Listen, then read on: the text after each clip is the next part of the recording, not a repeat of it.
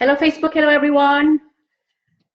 How are you all doing? I am here. I will talk about overstaying in the UK and the difficulties ahead using my clients' examples. Okay. I know there are so many of you in the UK who are overstayers and yeah, I would call you overstayers. I wouldn't call you illegal immigrants. So I wanted to talk to you about the difficulties that that you may encounter ahead. I know that we are waiting for confirmation whether or not Brexit is going to happen, or whether or not you know, the UK government is going to open up and I don't know, introduce amnesty. We don't know. But at the moment, I wanted to talk to you about what you can expect, because this week I received a phone call from a client. We applied for indefinite leave to remain. Okay, her situation is this. So she came to the UK as a student, and then hi Sharon, good evening. For 10 years she came to the UK, and then I think in between, like somewhere around year 7 that she was in the UK, she married an EA citizen, and she wanted to apply in her own right to you know, for indefinitely to remain, because she's been in the UK for 10 years. So she did apply, but unlucky for her, she had some kind of a gap in between that 10 years. And I know that, and most probably some of you will know that if you are applying for 10-year indefinite leave, long residence rules, you will have to have continuous residence in the UK, and you mustn't have any gap. She didn't really actually leave the UK, but there was a gap between her leave to remain. It expired, and then it took her a few months, I think 2 to 3 months, before she actually applied for a visa. And it was granted, but there was a gap, and it wasn't her fault really, because for some reason there was some the Home Office returned her documents, but then she didn't receive it. I don't know what happened, but there was a gap. So anyway, she didn't receive it. And so the situation is this. She then applied for permanent residence as a wife of an EA citizen. But because the husband didn't provide the passport, and I think they have some kind of relationship problem, so she didn't really insist on that. So she then changed her mind. So we applied 3 times, okay? So she's now applied, and her application is actually with the Home Office for indefinitely to remain. And she is renting a property. And as you know, that if you rent a property, the estate agents, the landlord will have to check whether or not you have a right to rent a property. And for her flat, I think they needed to change the tenancy agreement. She's been living in that property for, I don't know, for a year, but they had to change it because one of her co-tenants had to leave, and so they changed the tenancy agreement. And apparently, this is what happened. The landlord, the estate agent, then wanted her to confirm that she has a right to rent.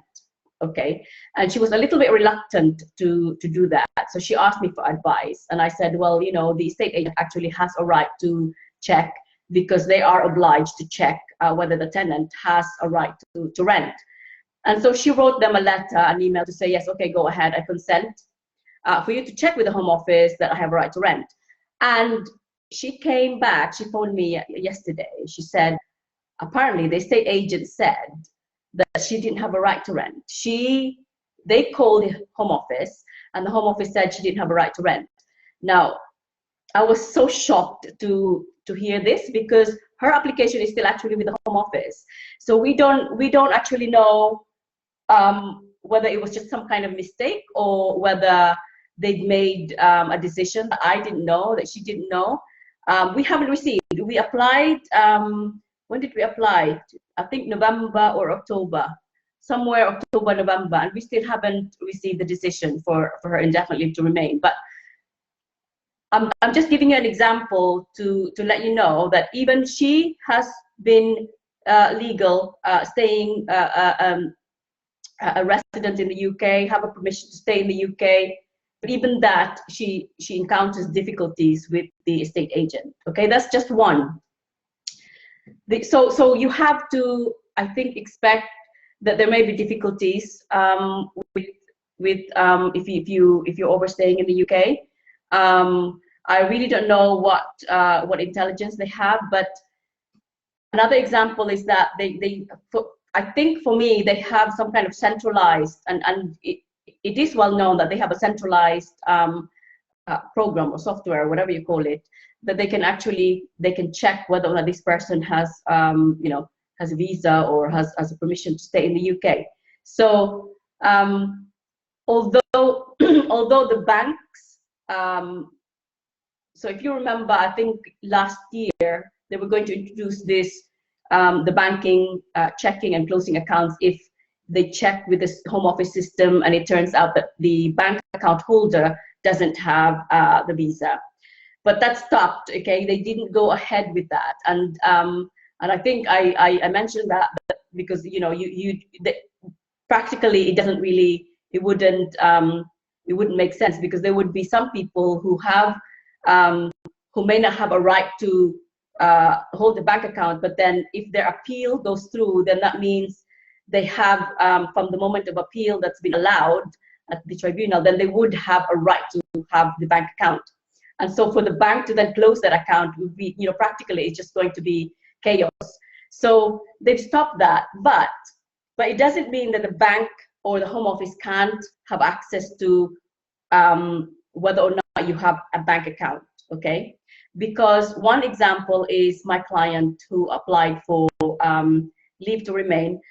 She was refused, so she had her immigration health surcharge refunded. I actually paid on her behalf.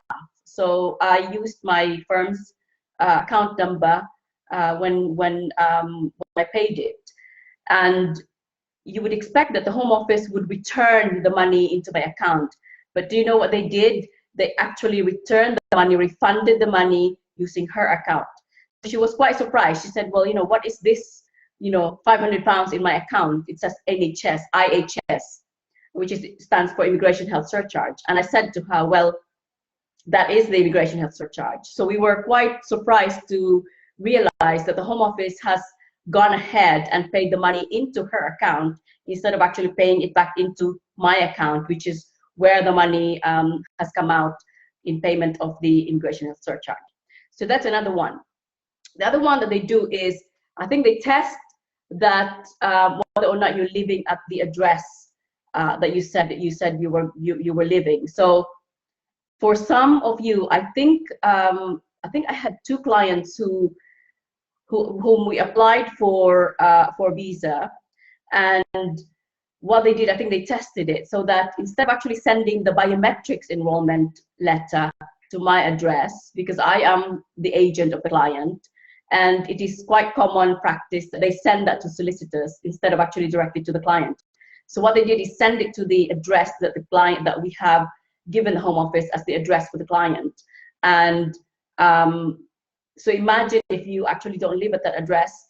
So they're trying to check whether actually you live at that address by sending something, correspondence into that address. Okay, so 2 clients I know 2 clients have received biometric enrollment, even though I acted for them. Okay, so those are the things that that I think is going to be a bit difficult for you guys if you're overstaying. So you need to really think about how to regularize your stay, and to plan your immigration application, because as you know, if you act later, it's going to be too late.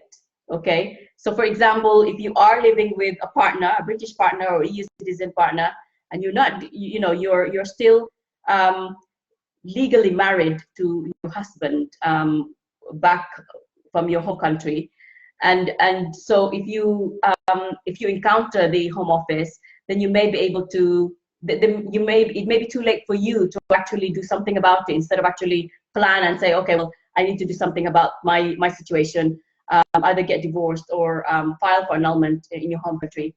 And and really plan it instead of wait for when you encounter the Home Office and then decide, oh my goodness, I should have done this, many months ago. Because if you do decide to either file for annulment or file for divorce, it takes months. Okay, it doesn't take next week. It takes months and sometimes a year if you actually include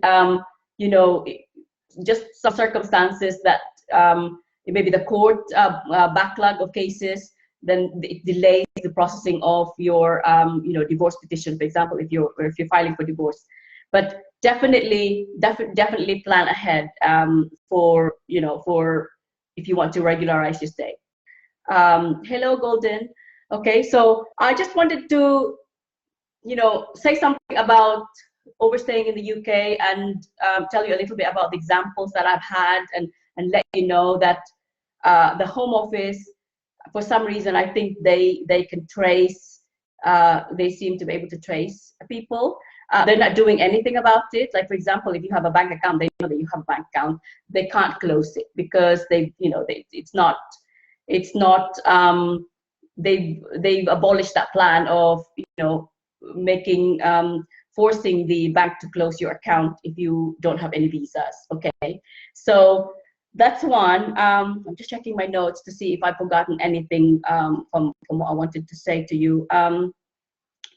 Okay. Yes. So with all applications, preparation is always the key. Okay. That's it really. I don't have anything else to say to you guys apart from that preparation, what the Home Office can do, and examples of my clients that's encountered difficulties as well. So you can review what I've said in if you've joined me late. Like hi Louis, Steve. Okay, so any questions? You know where I am. And also I wanted to say something about access, having access to me, because I know some of you will think that, oh, I didn't want to trouble you if I have any if I have any questions. I don't want to trouble you because I think you're so busy. I'm always on Messenger, okay? And Messenger is the best way to communicate with me, or if you want, you can also email me. But Messenger is the best. But if I don't reply to your query, don't hesitate to prompt me. Don't hesitate to say, please, can you let me know what you think about my problem, or can I have some can I have some feedback? Because sometimes there may be some cases where if you do message me, but I get a lot of messages on the day, then I won't be able to go through, or your messages have been buried, and it's too far in the message line. So, but don't hesitate to do that. Also, if you can text me as well. I don't know if you have my number, but let me know if you need that. You can text me. I can reply to your messages. But that's it really. Okay, so have a lovely Friday evening, and lovely weekend. Bye everyone.